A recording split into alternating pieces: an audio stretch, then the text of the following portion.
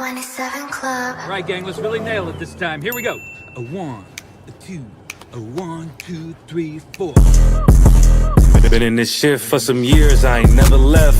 Nigga try to save his life like he's scared of death. I got Hellstar on my body, bitch, I'm heaven sent. Hey, this Isupk had nothing, we on fellowship. Been in this shit for some years, I ain't never left. Nigga try to save his life like he's scared of death. I got Hellstar on my body, bitch, I'm heaven sent. Hey, this Isupk had nothing, we on fellowship. Florida Lee's on my top, this a Saints hat. This the third cap he been in, he a J-Cat. Niggas tryna steal the sauce, yeah, I hate that. But I ain't make the rules, I can't change that. New bottle, new wine, yeah, I can't crack. Look, flag on the plate, they grabbing face masks. Niggas always saving hoes where your cape at. The only killer that you know without no face tag. Hell yeah, my bitch bad, Proverbs 31. Yeah, this is not a drill, I be 30'd up. Yeah, about to crack the sky, you better hurry up. It's all bad when you see us hang that jersey up. It's mad brick, I got the blick with my cover on. He a fed, he a op, got his cover blown. Look, I'm really outside without no scully on. It's 1 West, bitch, I'm on with my brothers on. He got ranked, then he left, he broke another oath. I got the play, we about to take another zone. They was sleeping on the team, now they comatose. Left his brother out to dry, guess he wanna fold. Put the oil on his head, that's another soul. I try to tell you we a pro, don't do this shit at home. She ain't happy, left her man, she a 304. He try to justify that shit, he broke the penal code. Been in this shit for some years, I ain't never left. Nigga try to save his life like he's scared of death. I got Hellstar on my body, bitch, I'm heaven sent. Hey, this Isupk had nothing, we on fellowship. Been in this shit for some years, I ain't never left. Nigga try to save his life like he's scared of death. I got Hellstar on my body, bitch, I'm heaven sent. Hey, this Isupk had nothing, we on fellowship. Gotta watch these niggas, they be tell. LeBron ain't never killed nobody, but I know he will. It's on me everywhere I go, yeah, that's the holy seal. My niggas itching when it's up, you better not touch a chair. Ooh, I'm with the extra, that's off the back. He ain't loyal to his brothers, how you follow that? She either working with her hands or she off her bag. Broke bitches, yeah, they dare give me heart attacks. You see that banner from my head, I'm a part of that. These niggas cowards, pussies, we don't want no parts in that. They let our warrior out of prison, he ain't going back. Ain't no be speaking on the truth, cause we with all of that. Look, before they started dissing, they was fans first. You will never catch me digging in no man purse. Really put my brick in, that's why my hands hurt. And don't be speaking bullshit that make my head hurt. Look, I done burn my fingers from the Michael Drake. But for the brotherhood, I done threw my life away. I never see them, tell them come on from they hiding place. We can't do it, we told them we gon' find a way. They rather march 1,000 deep, we rather feed the people. They wouldn't put on all black, now you reading Hebrew. UPK the standard if you speak on Hebrews. Don't think they solid, get with them niggas just gon' leave you. Been in this shit for some years, I ain't never left. Nigga try to save his life like he's scared of death. I got Hellstar on my body, bitch, I'm heaven sent. Hey, this Isupk had nothing, we on fellowship. Been in this shit for some years, I ain't never left. Nigga try to save his life like he's scared of death. I got Hellstar on my body, bitch, I'm heaven sent. Hey, this Isupk had nothing, we on fellowship.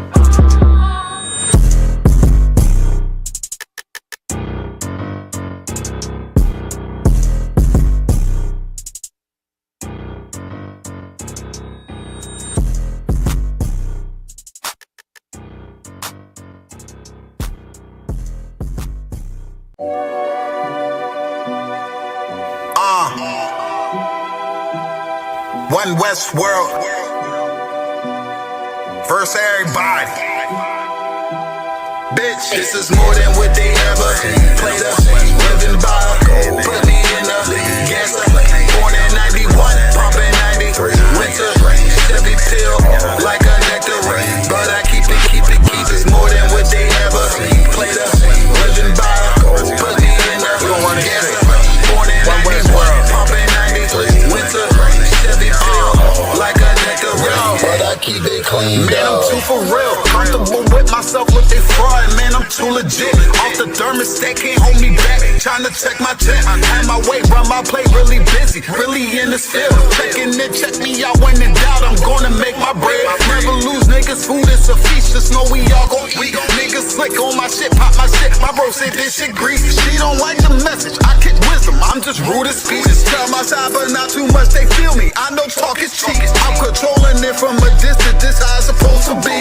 Give her what she never had. Now she can't get over me.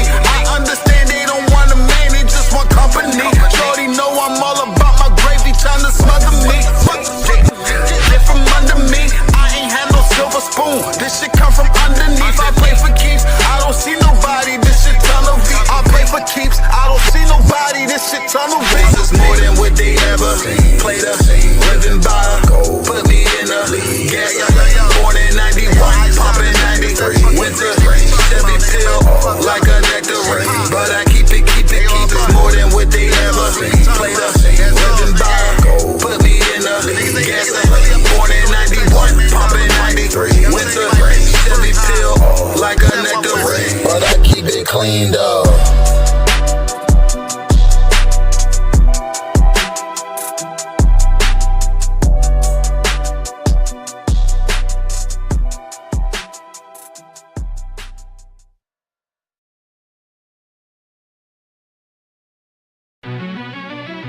Yeah. Cold shit.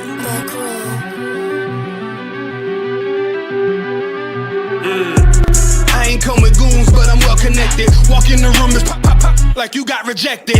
Let me see if you qualify or not. Spinning up in a tinted truck, riding around your block.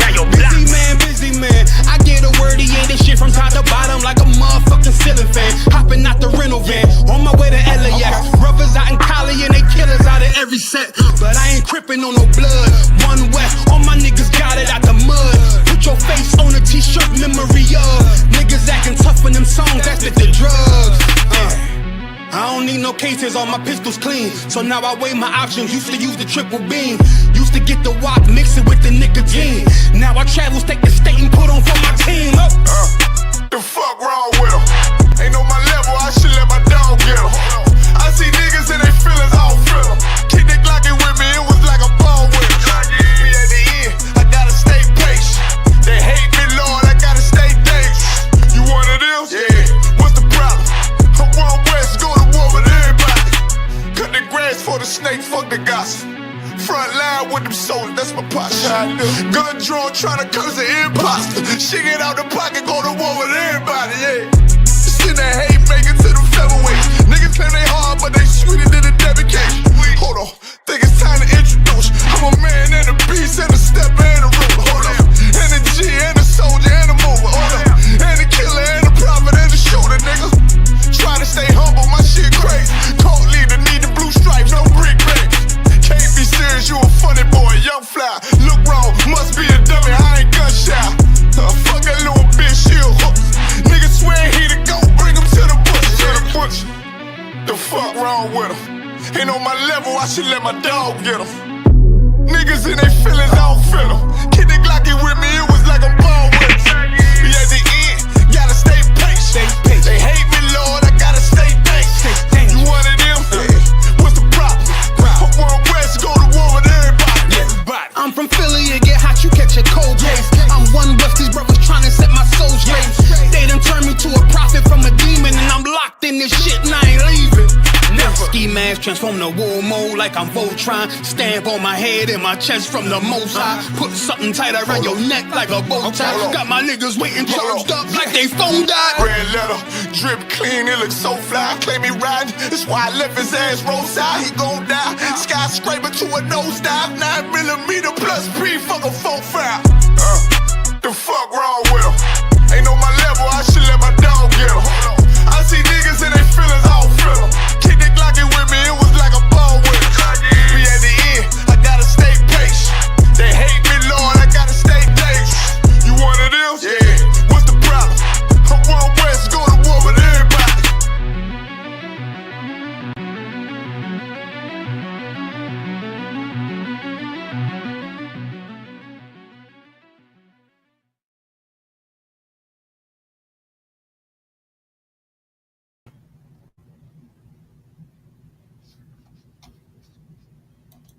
See what we got going on here. Testing 1 2, testing 1 2. How's that sounding?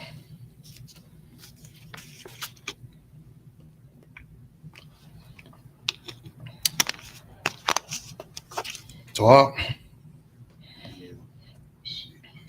Okay. All right, Most High in Christ. Get Most High in. All right. Fix this real quick. All righty.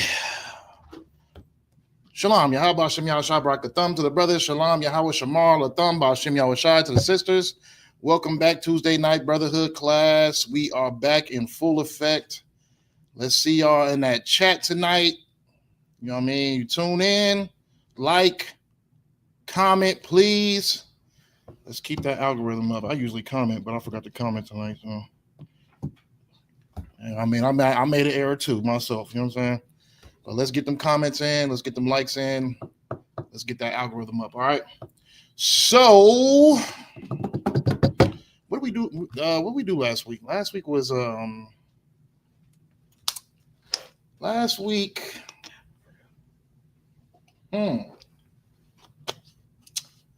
Jesus, there's so much going on. Oh yeah, we talked about the continuing the after effect of 4th of July. Okay. And now we're moving on. New segment, and we about to talk about something else. Okay. Today, we're going to get into this Bible. We're not going to focus so much on the things that are going on in this world, or are we? We're going to get into a lot of scriptures. Not too much. We're gonna be out of here by 9. But for what we do got, we're gonna talk about the 4th dimension.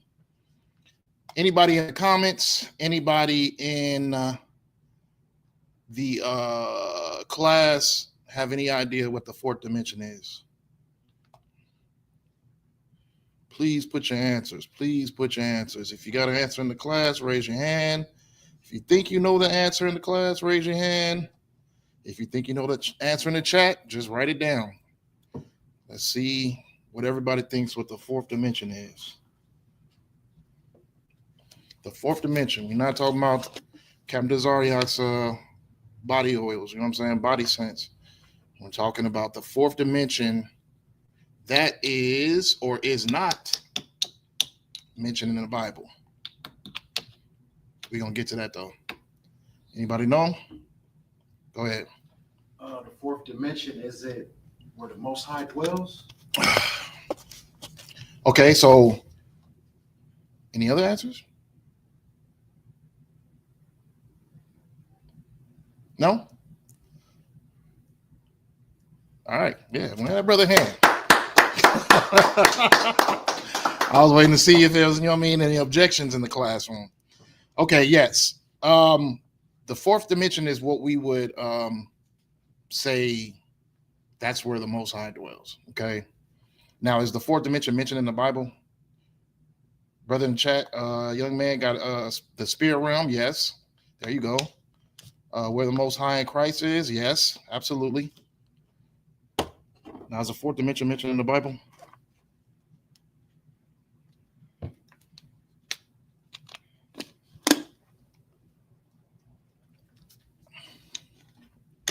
I'll just answer that real quick. No, that's just what we refer to in the Bible. It would say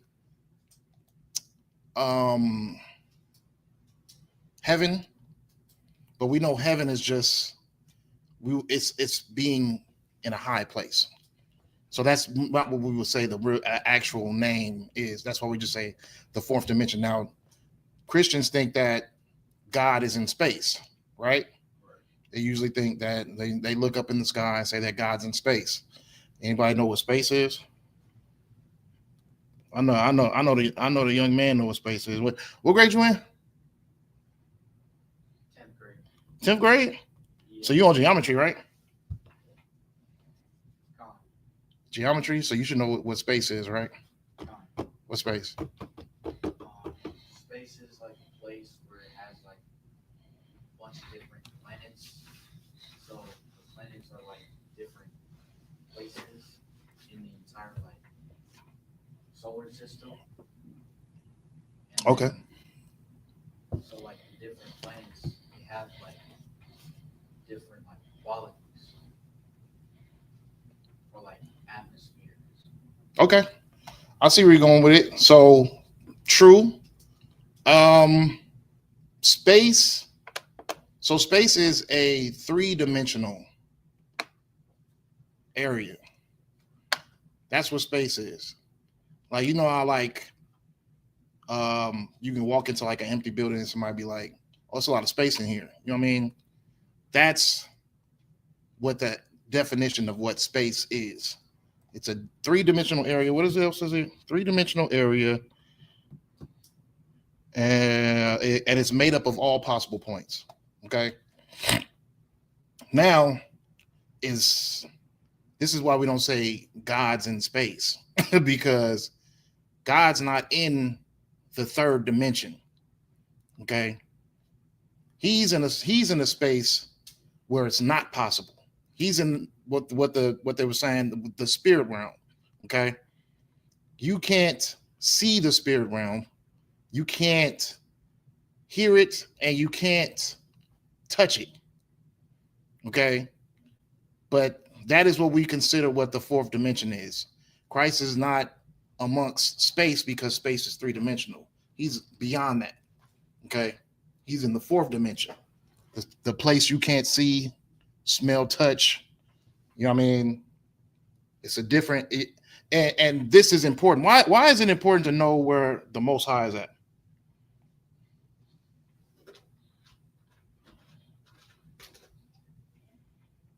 I'm gonna make this answer extremely easy. Where is Christ's kingdom?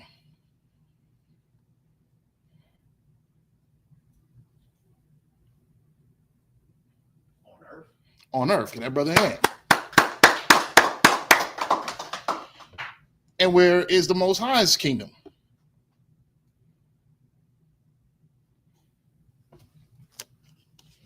In heaven, in the fourth dimension. Go ahead, get that brother hand. All right. It's important to know these things because you will understand the Bible a lot simpler than a Christian gives you the understanding of what the Bible is. They think that Christ is in two places at once. He's in the fourth dimension and he's on earth and he's ruling in both kingdoms. That's not the situation. That's absolutely not the situation. It's important to know the fourth dimension or heaven, and it's important to know where Christ's kingdom will be, Christ's heaven will be here on earth, because you understand the book of Revelations. You'll understand where they're saying that Christ will sit on his throne, and then you'll understand where the Most High is sitting on his throne. Then you can understand that they're not the same being. Okay? This is why it's impeccable to understand these things. All right? So we're going to get into a couple of topics and a couple of situations in the Bible of heaven on earth, heaven in the fourth dimension. Got to know the difference, okay? Let's see. Let me get Matthew 6 and 10.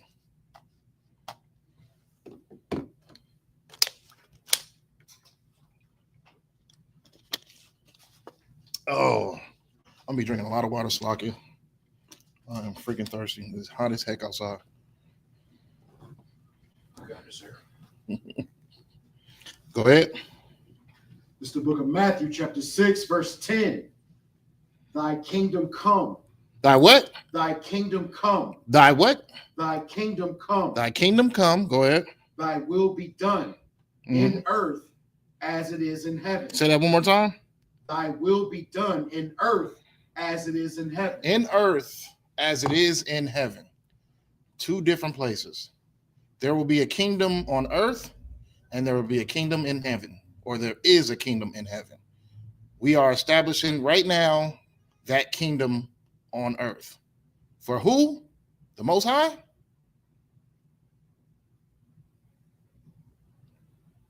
Yes. Christ? Yes. It's one of the same, but it's two different entities. Okay? Christ will be sitting on this throne on earth. The Most High will stay where he's at on this throne in heaven. Pretty simple, huh? Right. You would think, like, okay, that's simple. Go to camp and say that. Go to camp and say that. I guarantee you it's going to be a New King James Version Bible, Christian Version Bible, toting Moabite gonna come up to you and try to argue you down to death. I'm guarantee you. Okay, but we about to get some understanding right now in class. I'm telling you. So let's go to the kingdom in heaven, the kingdom in the fourth dimension. Let's go to the mentionings of the fourth dimension in the Bible, right? So let's go to Job chapter 1 and verse 6. Job 1 and 6.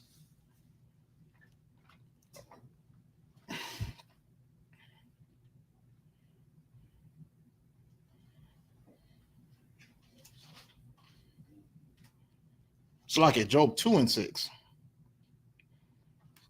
Start at verse 1.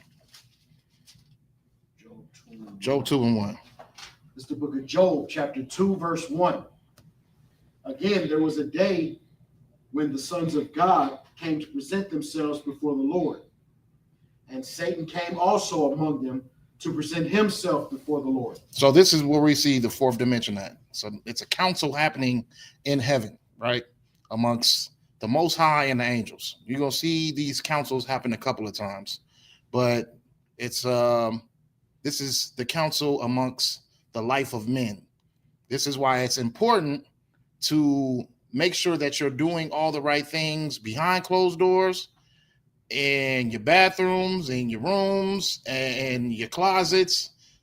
Please, I was gonna make a closet joke, but we ain't gonna do that.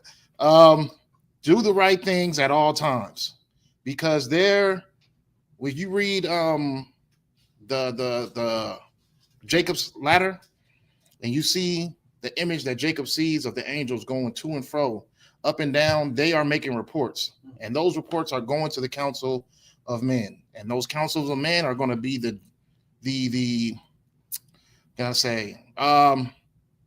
conclusion, whether you live or whether you die. Okay, it's whether you're going to receive life or whether you're going to receive death. This happens throughout the Bible. Okay, this is a council for Job. So Satan, which is one of God's angels, he's not no fallen angel. He's not a what do you call him? A Nephilim maker or anything like that. He is a worker of God, a worker to make sure to cause confusion to and fro. That's his job, because only the wise can avoid confusion. And as long as there's confusion on earth, it's going to be the ones who are not wise who continue to go amongst the confusion, right? So it's very, very easy. Satan works for the Most High. Otherwise, this conversation would have never happened. Go ahead, keep going. Verse 2, and the Lord said unto Satan, from whence comest thou? And Satan answered the Lord and said, from going to and fro in the earth, and from walking up and down it. Mm-hmm. And the Lord said unto Satan, hast thou considered my servant Job, that there is none like him in the earth? So this is the type of address you want from the Most High. When he addresses you as someone who is a great person that is following everything that they need to follow. That's what you want. You don't want to have that what's the word I'm looking for? The grace conversation. Oh, should we kill him now? Man, just give him a little bit more time. He might get it right. You know what I mean? You want to have that conversation. Oh, yeah, isn't he doing all the right things? Go ahead, keep going. Have you considered my servant Job, that there is none like him in the earth, a perfect and upright man? So this is the type of representation you want to have. Go ahead, keep going. One that feareth God and showeth evil, and still holdeth fast his integrity, although thou movest me against him to destroy him without cause. So when you feel like something is being moved against you, is it Satan? You got to think about it. You know what I mean? The Lord, he already says he brings light and brings darkness. He brings good and he brings evil. So the things that you experience may be coming from God. That same thing that you're trying to say that is the one who avoids all evils. You know what I mean? Like you get what Christians say. Like God is just all good. He can never do harm to anybody. You know what I mean? They don't read the Bible. Because if you are not in the representation of someone who is protected, then you are shooing to have some evil done to you. Or you might be getting tested, like Job is in this situation. Satan is coming to God because he's losing, not because he's winning. It's because he's losing. Job is beating Satan. He's winning because he's not cursing God. He's doing all things right. He's doing all things the right way. So it's not like Satan. It's not like this is Satan's first rodeo with Job. He's saying, even though you move me to move against him, he's still doing the right things. Right? Go ahead, keep going. Verse 4. And Satan answered the Lord and said, skin for skin, yea, all that a man hath will he give for his life. Put forth thine hand now and touch his bone and flesh, and he will curse thee to thy face. So if you had a choice whether to give up all your things you have in order to live, that's easy to do. You know what I mean? But what's going to happen when it's affecting you physically? What's going to happen is if it's affecting you mentally? What's going to happen when it's affecting you emotionally? That's when the real battle comes in. It's easy to just give things up. All those things, things don't matter. It's easy to just give those things up because all you thinking to yourself is, I'm just going to get another one. You know what I mean? But what about your mind? You can't get another mind. What about your spirit? What about your flesh? Okay. So these are the things that Satan's saying. He's trying to get closer to Job. Let me not just take the things away from him. Let me affect him physically. Go ahead. Verse 6. And the Lord said unto Satan, behold, he is in thine hand, but save his life. Yeah, so whatever you feel like you want to do as far as how close you want to get to him, that's fine. Just don't kill the man. You know what I mean? If you want to affect him physically, you want to affect his appearance, you want to affect his health, that's fine. Just don't kill him. You know what I mean? But that shows you how deep a test could be when it comes to dealing with those things that of staying in your place, being perfect. You know what I'm saying? It can get that deep. And it's not because the Lord hates you. It's just because he knows you're capable of being able to beat that battle. Some people are not even capable of losing things without falling out with God. Right. You know what I mean? Some people lose their car and just be like, you know what? I'm an atheist. God don't love me at all. It's over with. But Job beat so many battles that Satan just like, let me just get closer to him. Take that zeal off of him real quick. Let me get closer to him. Let me affect his health. Let me affect his family. Let me affect his emotions. You know what I mean? And let's see if he still serve you. So that's where the test came in. Is that what verse you on right now? That was verse 6. Verse 6. Let's get down to 10. Keep going. Verse 10. Yeah, keep going from 6. Verse 7. No. Actually, I think 6 is it. Yeah, 6 is it. That's it. Okay, so let me see. Let me get rid of all that. So we are seeing a counsel of the lives of men in the Bible, right? And this is the things that Satan wants to do because he's losing that battle against Job and he wants to win. So he's asking if he can get just a little bit more closer, if he can affect him just a little bit more harshly, so he can really test him out to see if he really about that life of perfection. Okay. Now we all know Job beats that test. He falls into a state of depression. He falls into an emotional state. But at the end of the day, he doesn't curse the Lord. He continues to serve him. He doesn't listen to his friends. He doesn't listen to his wife. He loses his children. He loses his riches. He loses his fields, all his land, his crops, his cattle, loses everything.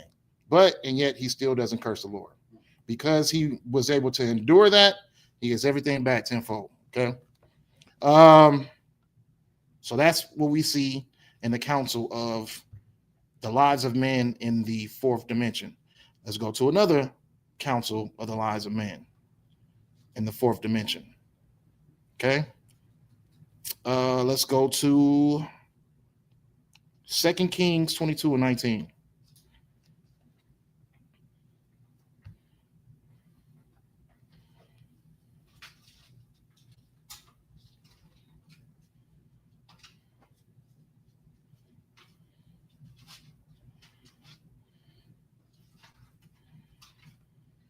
It's the book of 2 Kings, chapter 22, verse 19. Because thine heart was tender, and thou hast humbled thyself before the Lord, when thou heardest what I spake against this place and against the inhabitants thereof, that they should become a desolation and a curse, and hast rent thy clothes and wept before me. Salakia. That's supposed to be 1 Kings 22:19. I wrote that down wrong.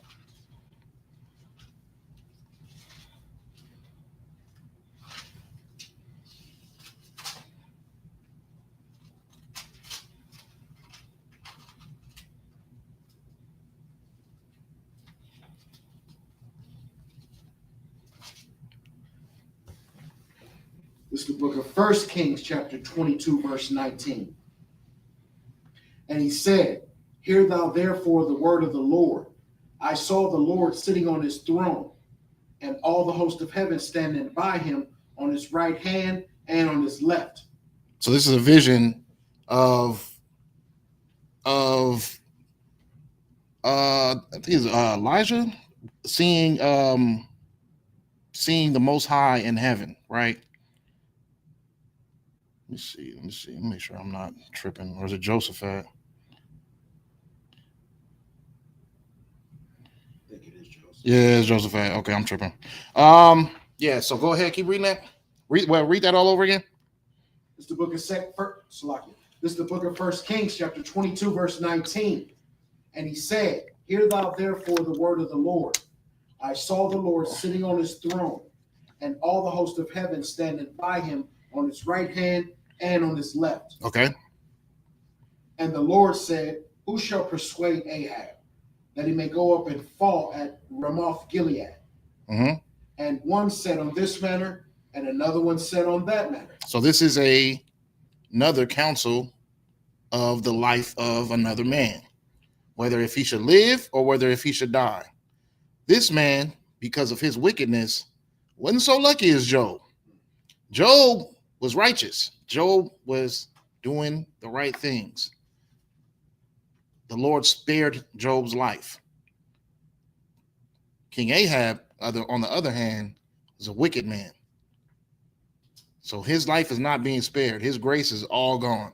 So now there's a counsel being done on not just the life of King Ahab, but also how he will die. But go ahead. Verse 21.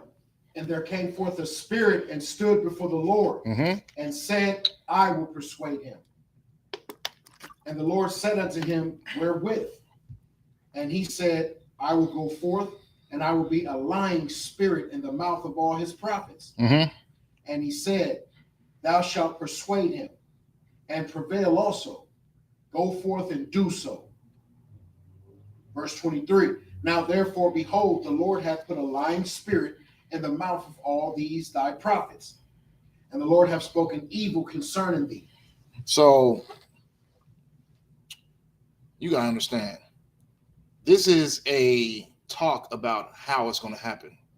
You ever seen, like, it's a terrible reference, but you ever seen like Final Destination, where you just see how the people die and you see how like death is like setting them up to get unalived?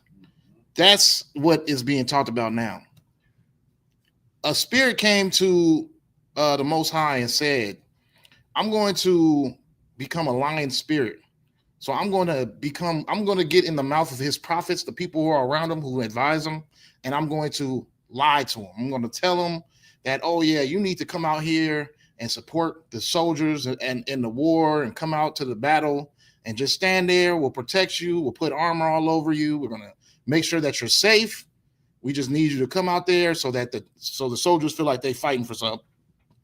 Boom. Just like that. Mind you, he goes out there, he goes to the battle, he's covered up with armor, and a man just shoots an arrow in the air. And that arrow ends up finding one little slit within the armor, one little soft spot. Bam, hits him, dead. That's it. That's all it takes.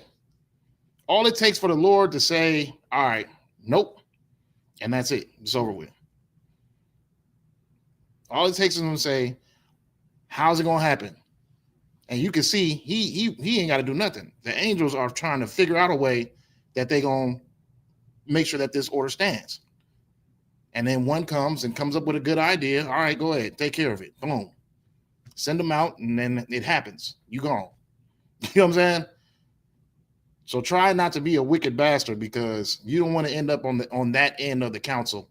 But back to the topic of the class, this is another council in the realm of the fourth dimension where the Most High resides. Okay.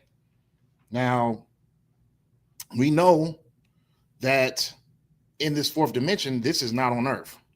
This is not a kingdom that is on earth, but God's kingdom is on earth, if that makes any sense. When God's kingdom is on earth, it's going to be his kingdom, but he's not going to sit on that throne. Christ is going to sit on that throne. Okay. So this is why we have to understand about that fake Trinity thing that's going on, because it's a schizophrenic mindset. It's thinking that being at two places at once is what God is capable of. He's capable of being up there in the fourth dimension while also sitting in a physical form on earth. That sounds like some Power Rangers type stuff. You know what I'm saying? Like, it sounds like some Greek mythology, Zeus type stuff. Like, it's not our culture. You know what I'm saying? It's not our culture. It's a fairy tale. So our people are under a spell. They're under a Christian spell when they think that these two different deities can sit down in two different areas at once. Okay, it's folklore. It's false. Right. So let's get into Christ's kingdom. Now, understanding Christ's kingdom is where we're going to be at. You know what I mean? Is where we're going to be able to find, well, first of all, when the kingdom's there, the judgment's already been set. So we're going to hope to be there, is what I mean to say. We're going to hope to be there. So let's see. Let's go to Revelations chapter 21. We're going to read that whole chapter. This is just a detailed explanation of Christ's kingdom on earth.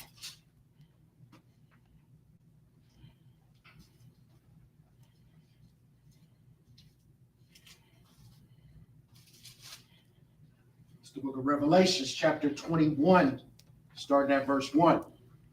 And I saw a new heaven and a new earth. A what? A new heaven and a new earth. A new heaven and a new earth. Now, if Christ is God, what's the point of there being a new heaven on earth? What's the point of there being a new heaven in general? Isn't there always a heaven with the Most High was at? Right. There was always a heaven where the Most High was at. So why, when Christ comes down and does his sacrifice and does what he's supposed to be doing, why is there all of a sudden a new heaven coming about? Go ahead. For the first heaven and the first earth were passed away, and there was no more sea. Mm-hmm. And I, John, saw the holy city, New Jerusalem, coming down from God out of heaven, prepared as a bride adorned for her husband. Mm-hmm. And I heard a great voice out of heaven saying, Behold, the tabernacle of God is with men, and he will dwell with them. and they shall be his people, and God himself shall be with them. So the tabernacle of God is going to be with men. But we're not talking about in the fourth dimension. God's tabernacle, his kingdom down here, which is still going to be heaven for us, is going to be on earth, though. Go ahead. And be their God. And God shall wipe away all tears from their eyes. And there shall be no more death, neither sorrow nor crying, neither shall there be any more pain. So what does it mean by there shall be no more death? Is it saying, first of all, can a spirit cry? So we're obviously talking about the physical realm. Right. A spirit can't cry. So we're talking about a spiritual realm. And when it says there should be no more death, what does it mean by that? Does it mean that you're nobody's going to die ever again? What does that mean? It means, if I may, no more murder or unaliving. Close.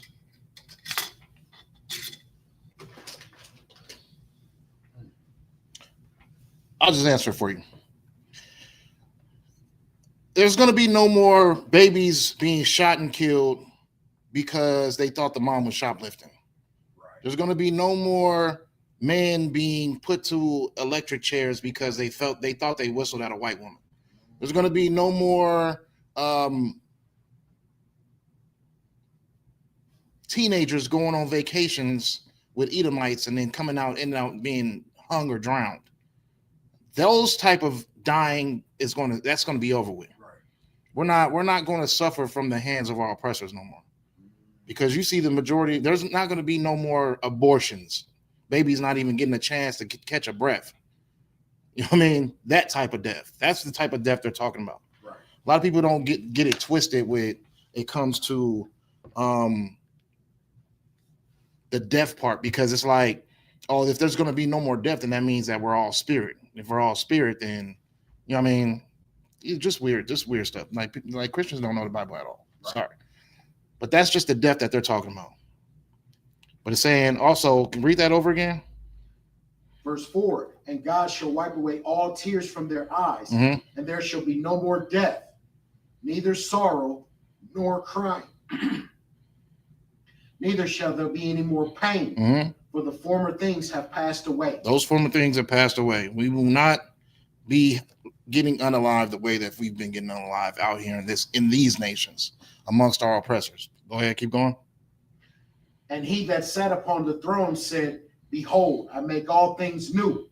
And he said unto me, write, for these words are true and faithful. And he said unto me, it is done. I am Alpha and Omega, the beginning and the end. I will give unto him that is athirst of the fountain of the water of life freely. Mm-hmm. He that overcometh shall inherit all things. I will be his God, and he shall be my son.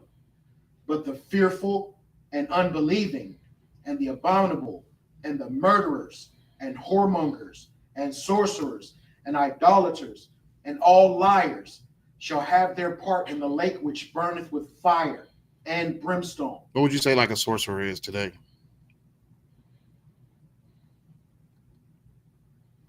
Somebody that sells drugs. Yeah, excellent. Whipping that pot up. Right. You know what I'm saying? Creating these different things that can cause illusions, addictions, all those things. You know what I'm saying? Go ahead, keep going. Verse 9. And there came unto me one of the seven angels, which had the seven vials full of the seven last plagues, and talked with me, saying, come hither, I will show thee the bride, the Lamb's wife. And he carried me away in the spirit to a great and high mountain, and showed me that great city, the holy Jerusalem. So who is the Lamb's wife? Israel? Yes, excellent. Israel is the Lamb's wife. Israel, Judah, these are the wives that they were talking about, that the Most High created a bill of divorce. You know what I'm saying? These are the wives that they're talking about in Matthew's, where they're talking about the bridegroom or the soon to be brides who had the lamps, the candle lamps, and 5 decided to put oil in their lamps, and 5 decided to just wait until last minute. Those are the wives that they're talking about. This is Israel and Judah. It's not talking about the whole world. Go ahead, keep going.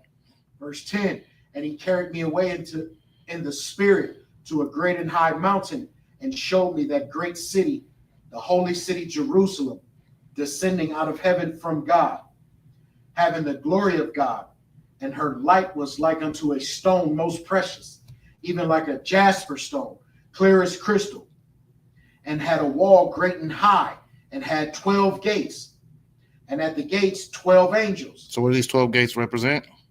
12 tribes of Israel. Okay. And then that light that's shining, what does that represent? Same thing. Just it's great.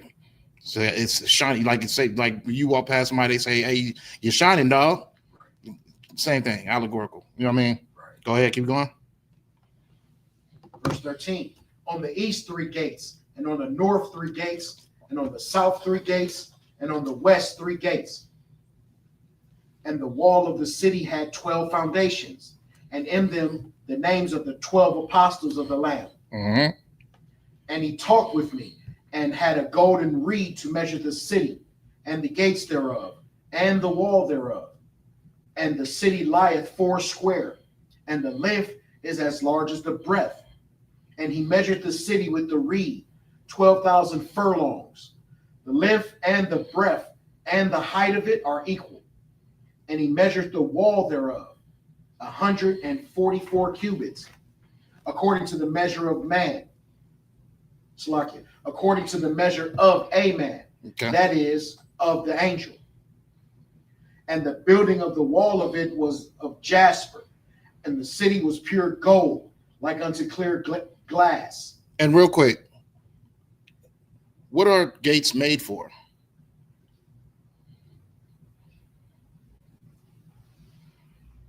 To keep people out. To keep people out.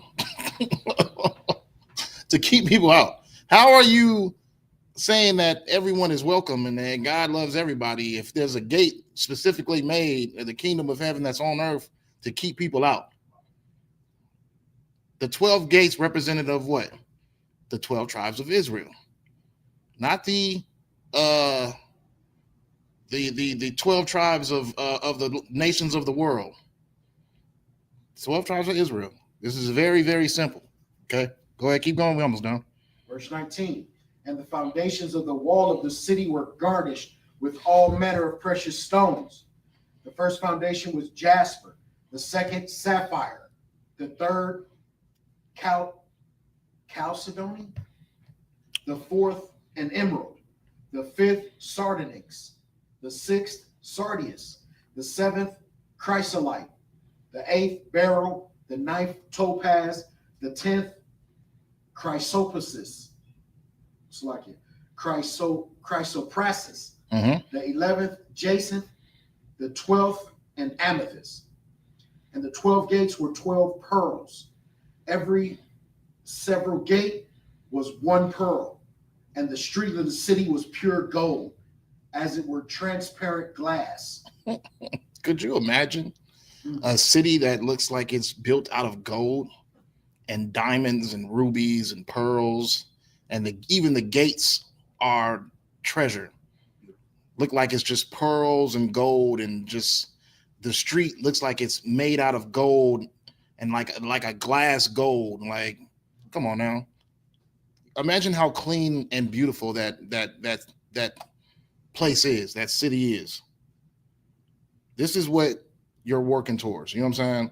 This is exactly what you're working towards when you endure to the end. Because, yeah, everything that your oppressor has may seem like it's nice, all those little vacation places. And what's that place called? Bora Bora? Is that what it's called? You know what I mean? Places like that. You know what's funny is, I always said, I've seen Paris and Italy and stuff like that. The places look dirty and dusty, but when you see like Jamaica and like places where, you know what I mean, God's people reside, it's all crystally clean and You know what I mean? It's a vacation place. It's like some place you can go. You go to Esau's places for like culture, for like history. You go to our places for vacation. You know what I'm saying? You go to Dominican Republic for vacation. You go to Jamaica for vacation. You know what I'm saying? Our places you go to is to go kick your feet up and relax. But you know what I mean? You just go to Esau's dirty ass places for history. Terrible history too. But yeah, that's just a random thought that popped up in my head. But just think about how beautiful this kingdom is. And this kingdom is a kingdom that's on earth. This is the kingdom that Christ will rule. This is what he's ruling. We got two more on that, huh? Go ahead, finish it off, and we'll move on. Verse 22. And I saw no temple therein, for the Lord God Almighty and the Lamb are the temple of it. And the city had no need for sun. It's like it. No need of the sun, neither of the moon to shine in it. That means that's how shiny this place is. That's how much this place is glowing. That's how much this place is sparkling. It's not even no need for the sun or the moon to cause light. Go ahead. For the glory of God did lighten it, and the Lamb is the light thereof. And the nations of them which are saved shall walk in the light of it. And the kings of the earth do bring their glory and honor into it. And the gates of it shall not be shut at all by day, for there shall be no night there. And they shall bring the glory and honor of the nations into it. And there shall in no wise enter into it anything that defileth, neither whatsoever worketh abomination or maketh a lie, but they which are written in the Lamb's book of life. So this place is going to be a sight to see. This place is going to be just, you've never seen a place like this before. You never gazed your eyes on something this magnificent. This is what Christ's kingdom is going to look like. It's not going to be the funky slave house of the White House. You know what I'm saying? The Trump Tower. None of that BS. This is going to be something more majestic and something way more bright than this world has ever seen before. Okay. But this is what they're talking about Christ's kingdom on earth. So let's get a visual of the Most High's kingdom. Okay. And this all is relative to the point, because there's a kingdom on earth and there's a kingdom in the fourth dimension. There's a kingdom in heaven. Okay. This is we just read about the kingdom on earth, the kingdom that's going to be established after everything happens that Christ promised was going to happen to this earth. This earth, they said that this earth is going to pass away. How's it going to pass away? World War III. Bombs are going to drop. Christ is going to come, destroy everything. Those who endured get saved. Those who didn't get judgment. We reestablish a new kingdom, a new earth. Okay, a new earth being a new rulership on this earth. Blacks and Hispanics will rule this earth. It's written in the Bible, it's prophesied, and the Bible has not been wrong yet. So let's get to the fourth dimension. Let's get to heaven, where the Most High resides.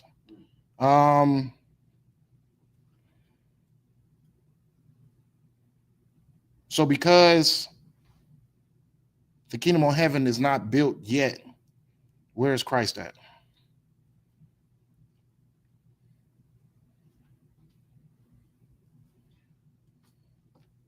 He's in the fourth dimension. Right. He's up there in the fourth dimension. So he's waiting for his time period when he comes down, and he's amongst his Father, he's amongst the angels, and he's waiting for his time period to come handle the order, which Most High makes the order. Christ does not dictate the order of when this time period happens. Christ just executes the order. That's it. Only the Most High knows when this time period is going to come, when this day is going to come, and it's going to come like a thief in the night, and Christ is going to handle it within an hour. Boom. That's all it is. The Bible is not that hard to understand. Revelations chapter 4. So we're going to read Revelations chapter 4 and 5, and we're going to be all done with on this. So let's get a visual of the kingdom of heaven that is in the fourth dimension with the Most High. It's the book of Revelations, chapter 4. After this I looked, and behold, a door was open in heaven. And the first voice which I heard was as it were of a trumpet talking with me, which said, Come up hither, and I will show thee things which must be hereafter. And immediately I was in the spirit, and behold, a throne was set in heaven, and one sat on the throne. And he that sat was to look upon like a jasper and a sardine stone. And there was a rainbow round about the throne, in sight like unto an emerald. And round about the throne were 24 seats. And upon the seats I saw 24 elders sitting, clothed in white raiment. And they had on their heads crowns of gold. And out of the throne proceeded lightnings and thunderings and voices. And there were 7 lamps of fire burning before the throne, which are the 7 spirits of God. And before the throne there was a sea of glass like unto crystal. And in the midst of the throne and round about the throne were 4 beasts full of eyes, before and behind. So real quick, just giving you, it's just as beautiful as a throne as you could see, or the details that you're getting on the throne that's going on earth as well. You know what I mean? It's just as beautiful. It's talking about the pearls, it's talking about the jasper, it's talking about all this stuff. You know what I mean? Like, this is the visual that you're getting of the Most High's throne. Okay. And then it's talking about the beast that sit amongst them. Like, come on now. Just like blacks and Hispanics, you know what I mean? We love to have, like, you know what I mean, those beasts around us. I can't even say just dogs and cats, because it's like, you know what I mean, like we're people of the like, we love the beast of the field. You know what I'm saying? For me personally, I love dogs. Like, I love dogs. I can't stand a cat for sure. I can't stand a damn cat, but I love dogs though. And if I got dogs, if I'm chilling, my dog is chilling with me. You know what I mean? But go ahead. Verse 7. And the first beast was like a lion, and the second beast like a calf, and the third beast had a face as a man, and the fourth beast was like a flying eagle. And the 4 beasts had each of them 6 wings about him, and they were full of eyes within. And they rest not day and night, saying, Holy, holy, holy, Lord God Almighty, which was and is to come. So just imagine how majestic these things look that are amongst the throne, chilling with the Most High. And then they're also giving praise to him as well, saying, what? Holy, holy, holy Lord Almighty. You know what I'm saying? So even them, they give worship to the Most High. But go ahead. And when those beasts give glory and honor and thanks to him that sat on the throne, who liveth forever and ever, the 24 elders fall down before him that sat on the throne and worship him that liveth forever and ever, and cast their crowns before the throne, saying, Thou art worthy, O Lord, to receive glory and honor and power. For thou hast created all things for thy pleasure. They are and were created. So this is just a visual of the fourth dimension and what's going on in the fourth dimension. Those elders, those beasts, those angels that all give acknowledgement to the Most High. They all give praise to the Most High. Okay. That sounds like a insane, wonderful sight. You know what I'm saying? Right. But it's just something you couldn't fathom. You know what I'm saying? You couldn't understand it right now in the physical, but you know what I mean? That's a spiritual realm. That's a spiritual realm that's happening, and you couldn't even put your mind to it. Only thing he can explain it as is the best he can explain it in that chapter. You know what I mean? But for us, it's kind of like, okay, I just don't get it. You know what I mean? But that's because we're right here in the physical, and it's a spiritual realm. But he just explained it just the best way he could. We're gonna do chapter 5, and that's it. And we out there. It's the book of Revelation, chapter 5, starting at verse 1. And I saw in the right hand of him that sat on the throne a book written within and on the backside, sealed with 7 seals. And I saw a strong angel proclaiming with a loud voice, who is worthy to open the book and to loose the seals thereof? And no man in heaven nor in earth, neither under earth, was able to open the book, neither to look thereon. And I wept much, because no man was found worthy to open and to read the book, neither to look thereon. And one of the elders saith unto me, weep not. Behold, the Lion of the tribe of Judah, the root of David, hath prevailed to open the book and to loose the 7 seals thereof.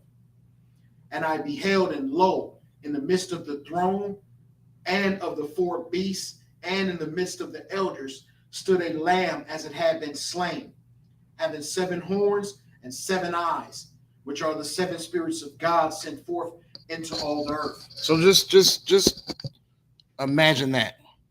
Like in the midst of this worshiping in heaven, an angel just calls out, like, so who's able to open this book of life? Who's able to read it? And it makes them sad that nobody's able to read it. And they saying, okay, well, hold on just a second.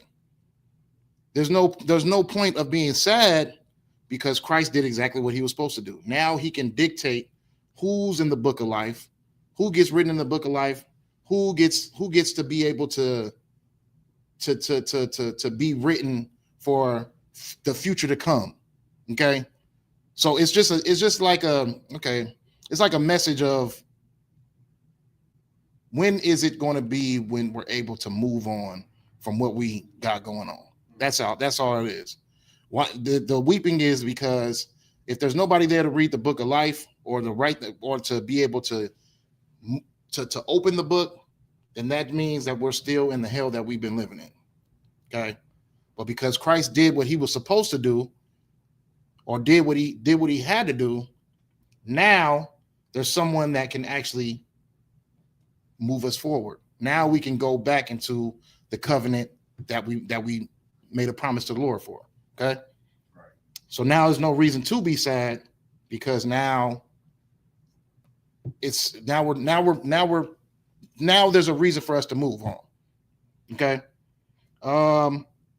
And in the midst of the elders, in the midst of the beast and everything, comes Christ, as if he'd been slain. So it's just saying, like, as if he was dead, but he's not. You know what I'm saying? He's not on the throne. He's not amongst the beast, and the beasts are not worshiping him. So obviously he's not the Most High, but he's amongst them. Okay. And he's amongst them as if he's been slain. So Christ is up there with his Father. You know what I'm saying? Right.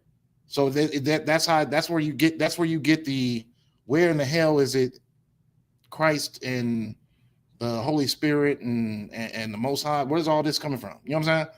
Like, it's not making no sense, because if Christ is amongst the elders and the angels, and the Most High is on the throne, then that's 2 different that's 2 different descriptions of places. Okay, Christ is not on the throne in heaven; he is amongst the throne. Okay, he's on the right hand side of his Father. Right. Go ahead, keep going. I had a question on verse 5. What is it? Even in the 4th dimension, it's still calling Christ the Lion of the tribe of Judah, Boom. the root of David. Right. So that's a cut right there. Mhm. Jesus is God. Because in that realm where God is, he's called the Lion of Judah. Tribe of Judah. Lion of the tribe of Judah. Mm. That's a heavy cut right there. And that's a good cut to bring up in camp too, if anybody tries to tell you that Christ is God. And you just be like, okay, well, is the Most High God from the tribe of Judah? No. So who is this in what, Revelations 5 talking about? That is the seed of David, the Lion of the tribe of Judah in the kingdom of heaven. Who is that? Yeah. Go ahead. Verse 7. And he came and took the book out of the right hand of him that sat upon the throne. And when he had taken the book, the 4 beasts and the 24 elders fell down before the Lamb, having every one of them harps and golden vials full of odors, which are the prayers of the saints. And they sung a new song, saying, Thou art worthy to take the book and to open the seals thereof. For thou wast slain and hast redeemed us to God by the blood out of every kindred, tongue, and people and nation, and hast made us unto our God kings and priests, and we shall reign on the earth. And I beheld and heard the voice of many angels round about the throne, and the beast and the elders. And the number of them was 10,000 times 10,000 and thousands of thousands, saying with a loud voice, Worthy is the Lamb that was slain to receive power and riches and wisdom and strength and honor and glory and blessing.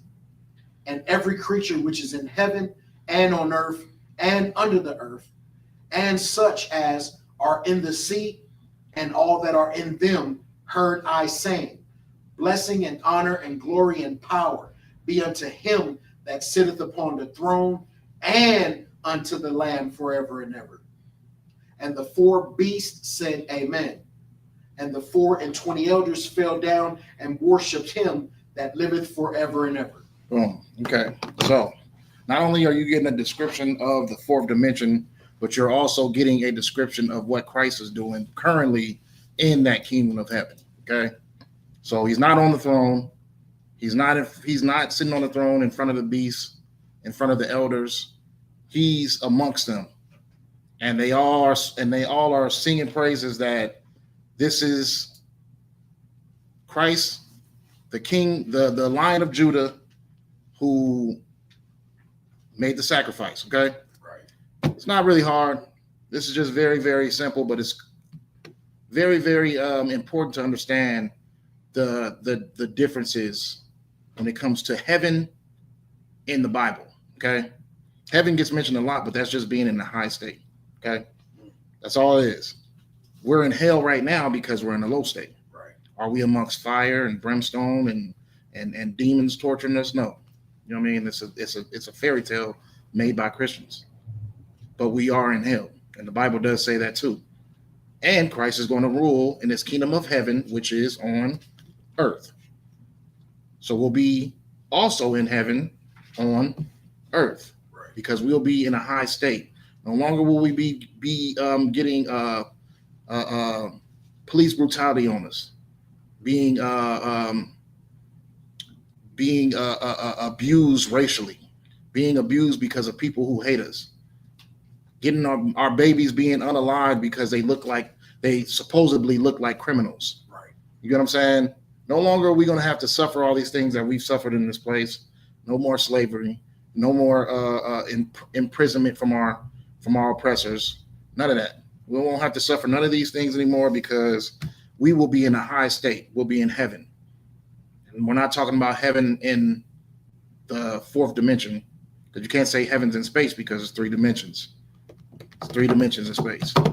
So that's pretty much all we had. I mean, you try to make it over here to 9 o'clock, ending it a little bit early. Just, you know what I mean, just a quick little lesson real quick, but a vital lesson to understand the differences of heaven on earth and heaven in the 4th dimension, because you want to understand where the Most High is sitting on his throne, and you want to understand where Christ is going to sit on his throne. Christ is not sitting on his throne in the 4th dimension. Christ is going to sit on his throne right here on earth. And then not only do they give you the different places of where Christ and the Most High, the Most High and Christ are going to rule, but they give you the description of what these places look like. You get what I'm saying? Out of visions and out of just the best way a prophet could try to explain. You know what I mean? The best way John the Revelator could try to explain what he's seen. So this is not hard. It's very easy. If you look at it from a Edomite's perspective, everything's literal, and they believe in fairies, and they believe in half man, half goats. What do you call them? The sailors? Is that what it's called? Satyrs? They believe in that type of stuff. They believe in fairy tale stuff. They believe in Peter Pan and all that. But we believe in things that will come to pass. And the Bible has not missed a beat yet. And everything that is said is going to happen. Okay. So let's prepare ourselves for Christ's kingdom on earth, because as beautiful as they made it sound in the Bible, that's one of them things that you want to make sure that you are prepared to, or preparing yourself to be able to experience. Okay. So with that, I'm gonna give a Most High hand. Get a hand for everybody in the chat, liking and commenting. Brothers in the class, sisters in the class. The water for y'all tuning in. I mean, we wrapping it up 10 minutes early. We out of here. Shalom. Yahweh Shem Yahshua Barakatham. To the brothers, Shalom, Yahweh Shemal, and Thumba Shem Yahshua. To the sisters, y'all make sure y'all continue to keep on liking, continue to keep on commenting, and let's get this message out so we can get to that damn kingdom, because I'm tired of this damn place. Lock it. Most High Christ.